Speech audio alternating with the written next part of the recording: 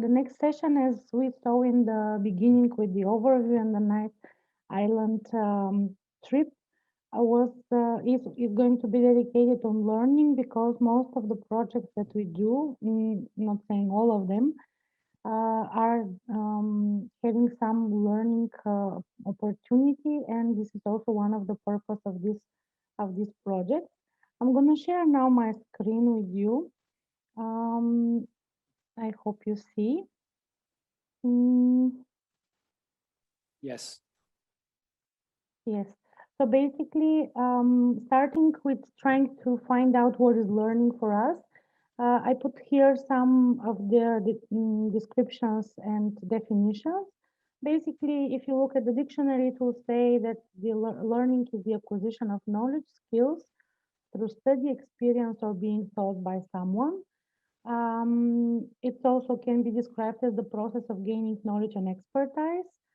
And particularly, I like the last definition I choose, that we define learning as a transformative process of taking in information, and when internalized and mixed with what we already have experienced, changes what we know and builds on what we do.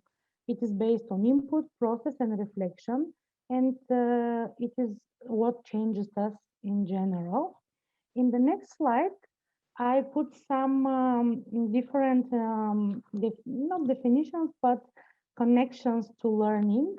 And I would invite you to use the annotate option. You can see it on the top of your screen, viewing options, and point out, annotate which of these definitions or connections is mostly true for you. You can put more definitions that you like. And I would just, while you are annotating, read it very briefly. Learning is an experience. Everything else is just information. Learning is an active process. We learn by doing. Only knowledge that is used sticks in your mind. Learning is a journey. Learning is a constant process of discovery and process without an end. Learning must be fun. The beautiful thing about learning is that no one can take it away from you. Learning is the superpower of the superpowers. A person never stops learning because life never stops teaching. Learning is asking questions and thinking.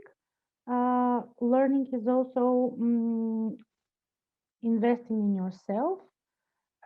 It's the beginning. It's discovering something new. So basically, these are the definitions that I collected. And now when you look at the top of your screen viewing options, please check the annotate option and try to annotate with a sign on one or few of those descriptions that you like the most. You can put different signs.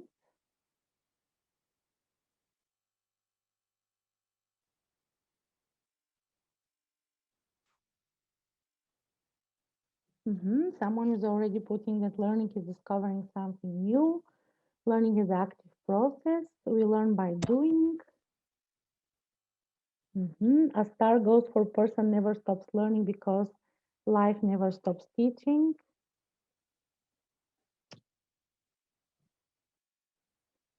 Learning must be fun. That's what we are trying to do with these webinars as well. Learning is asking questions and thinking. Something that I always like to say to participants in different trainings, young people as well, is that no question is a stupid question. So because we learn a lot through what we are asking and know the answers we get. I guess someone is trying to point out that learning is a journey. Yeah. Is there anything that we are missing in this description? Can you think about some definition that is dear to your heart, or something that we need to add when we speak about learning? I invite you now to mute yourself and just share if there is something that we are missing in these descriptions. thinking about learning.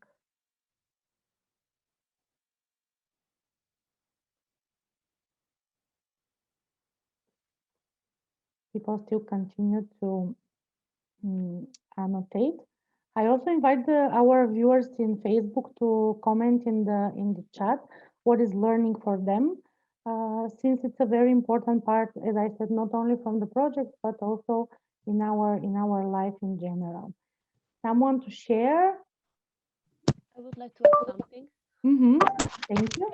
I think we could add that learning is also sharing with other people or cooperate with other people. So put another actor also. Great. So sharing and cooperating is also brings to another perspective of learning. Thank you, Antonella, for this nice observation.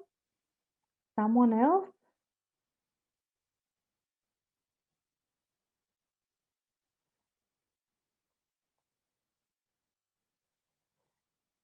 Okay, I guess we are shy. You can add it on the chat as well if you think about something, or someone just unmute themselves.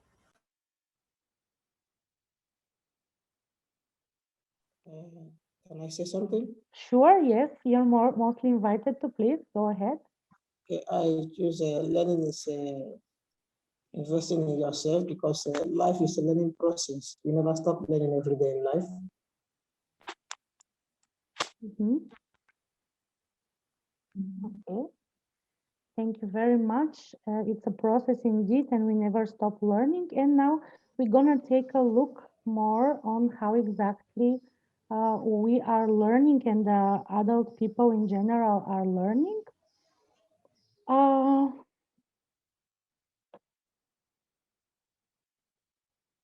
the next slide. I'll just stop and share again the screen. So the next it's not moving for some reason. Oh. Yes. So the next thing that I would like to take us on the path of learning and thinking about it is think more like these questions, like guiding to the answer. How do adults learn most effectively? And what kind of environment is the most responsive to adult learners that will be participants in our project? Learning theories and trainings. What is the role of the experiential learning in training or in different projects and work camps? And maybe something that you can further investigate would be what are the learning styles that make people learn better and having different learning styles.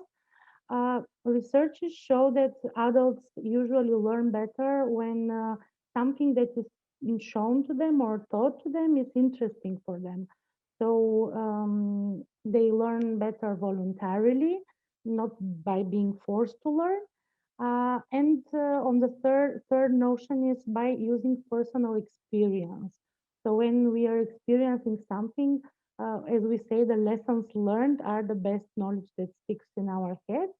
And also when there is an intention to learn.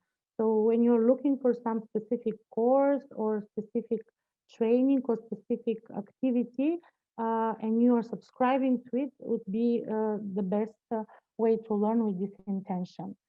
Um, Another observations about the learning environment that you will create during your projects is the giving and getting part. So share, this is comes to Antonella's contribution about sharing knowledge and also about having some solidarity and some cooperation. So reciprocity of learning is very important for adults. We said about experience based, of also personal application. So if it's something that you will apply later in your life or will apply to help others, you're more interesting to learn it and to get knowledge about. It is individualized and self-directed.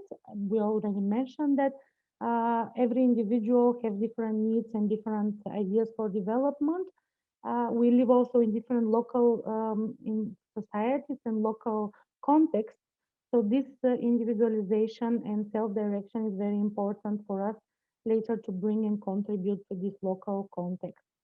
And basically, learning is integrated with living. So we learn during our whole life, as it's now nowadays being said, lifelong learning, the concept of lifelong learning. What I personally like and try to do when I create projects with different groups of people is also to create the safe environment for learning. So learning is best when you create safe space for all the participants, as inclusive as possible. So learning requires safety in a way. So basically, moving towards the experiential learning and talking from learning to experience, uh, here I put a quote from Huxley that says that experience is not what happens to you, it is what you do with what happens to you. So it is very important to have this in mind when we talk about learning during different activities and projects and in life in general. I would like to present you the COP experiential learning cycle. This is a very nice concept by D.Kolb. It's a model, the model of the learning cycle. Later on, it has been described by various other scholars, but basically, it is trying to explain how adult people are learning, and it contains four stages. The first stage is experiencing. So, experience during a certain activity. Here we are trying to immerse ourselves in a certain task. So you have something to do and then you immerse in this experience. The second part is reflecting. What has happened? How do I feel? What is the meaning of this experience to me? So individual reflection. What did I notice is also a question that can be asked here. The third step in this learning cycle is called conceptualization or conceptualizing. It is trying, the person is trying to search for patterns or link this learning or the things they learn to their real life, link between theories and the experience. Um, Basically, the question here is what does it mean? Uh, and the fourth step of this cycle is planning or application. How should I apply what I have just learned? How do I plan the application? What will happen next steps? What do I want to change? So are basically the four steps of the COP cycle. Um, and basically there are two important things about the cycle. One is that this learning process can start on every step of the cycle, on every step of the way. So, of course, the learning tends to be the most effective if the whole cycle is involved. When you try to plan your activities, uh, it's good to try to plan your learning activities following this kind of the concept. So before we move to the next task, is there some questions or someone would like to share something? Do we need to repeat something? Any observations on your side? Did you follow in your projects the COP learning cycle? I will return it back to the screen. So once again, experiencing, reflecting, conceptualizing, and planning. So the first stage, doing, then stepping back a little bit from the activity and reflecting what we have learned, then trying to see the pattern and link it to some theories or real life experiences, and then seeing how we apply what we have learned and try to plan it and put it into action. Questions? Okay, so basically, we will share this information also for you in some slides, and you can reflect at home as well. The next thing I would like to share is the three different mm, learnings, learnings that we have experiencing in our life is the formal, non-formal, and informal learning. Can you please show with the hand sign how many people have heard about this division? Uh, Formal, non-formal, and informal learning. Yes or no with the thumb.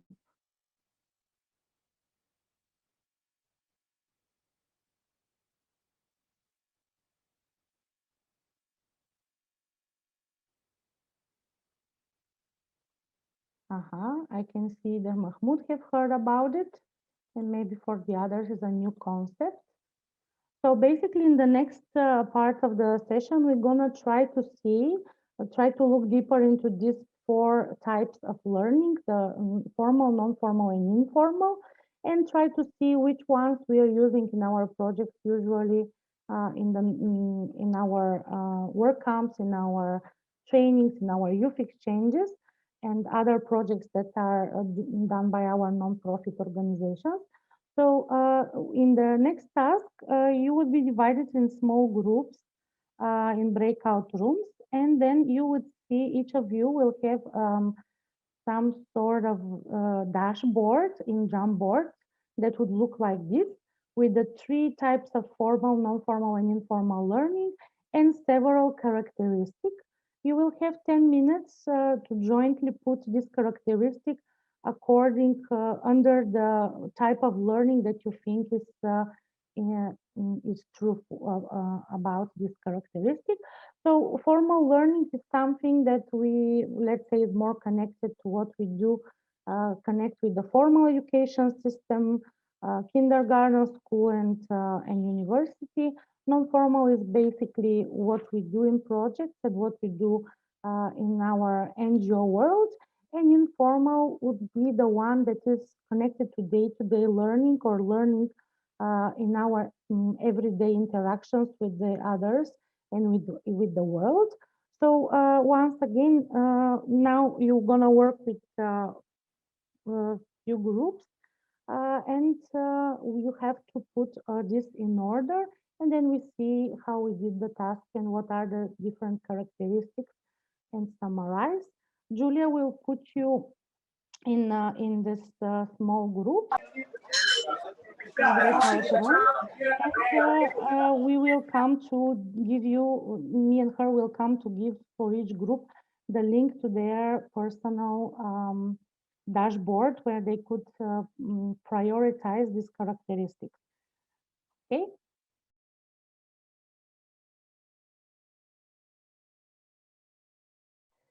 In few seconds, the participants will come back from the breakout rooms.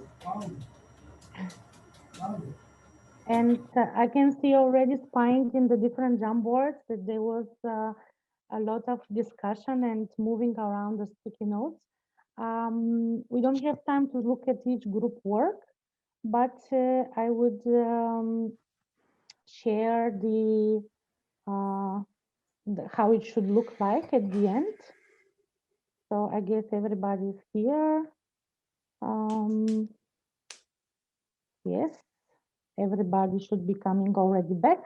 So as I said, no time for going through each of the groups, but thank you for the active contribution. I was spying in most of the rooms, so I saw that it has been actively discussed. And this is basically how it should look like. Formal education is, as I said, something that we do mainly in the formal education at school or university, structured, teacher-led, compulsory. It's sequential, so it means that you need to go to first grade, second and third and so on. The learning is evaluated with tests by someone else, and motivation usually comes from the outside. The program is prearranged, as it may seem to some people very repressive. Non-formal education that we are usually involved with is structured as well. As you can see, there are programs, training for projects and work camps, supports the participants. Usually it's prearranged, usually it's voluntary, typically is non-sequential. Learning is not evaluated by someone else. There is no test that someone would judge you, but there are usually self-assessment processes involved. Motivation can be external, but most typically is internal. So the person is driven to what they want to learn. It's done at an institution out of a school and usually is guided by someone, a facilitator or a guide. And informal learning is everything basically that happens around us because it happens everywhere, spontaneous, unstructured, supportive, voluntary, non-sequential, and learning is not evaluated. Usually is led by the learner. Motivation is mainly internal. It's important to see these three learning types. We are putting more emphasis on the non-formal education and learning during our projects, but keep in mind and during the free time or during all the things that happen, people are also learning through the informal learning. Some examples that we will touch base on the next session, next webinar as well. Some example of non-formal activities that you can organize are icebreakers and energizer, name games to know the people better, personal, organizational, cultural presentations or so-called culture nights, gathering expectations, fears on contribution, trust games, intercultural awareness games, group building activities, sharing and debriefing in plenary, presentations. Something that I personally really like are theater and collages that can be made, daily evaluation on daily reflections, personal and group evaluation sessions, simulations. Something that is also very important in work camps, especially UNESCO ones, are the raising awareness activities where you can do street actions or treasure hunts or workshops and flash mobs, other activities that can make our cause visible to the local community and raise awareness on some issue or some cause. Working in small group is also methodology, brainstorming, goodbye rituals when it's time for the participants to part, and many more others that we will upload some of toolkits that include different type of activities that you can borrow and try in your project. And with this, I'm stopping my learning session. Thank you very much and giving back the word to Mauro.